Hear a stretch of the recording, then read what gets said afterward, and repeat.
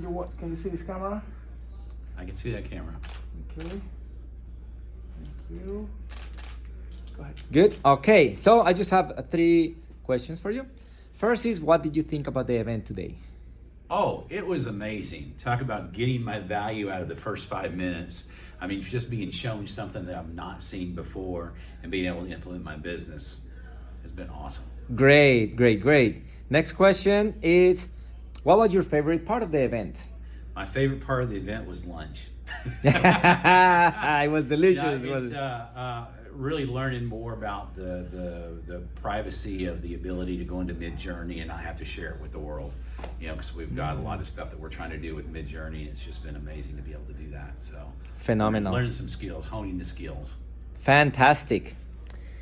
And last is, how are you planning to implement what you learned today in your business? What have I already implemented while I was here? Yes. I have an Amazon business. We have certain listings out there, and it's just really enhancing and being able to do better keywords, better research, and to do better copy on our Amazon listings, which we implemented today.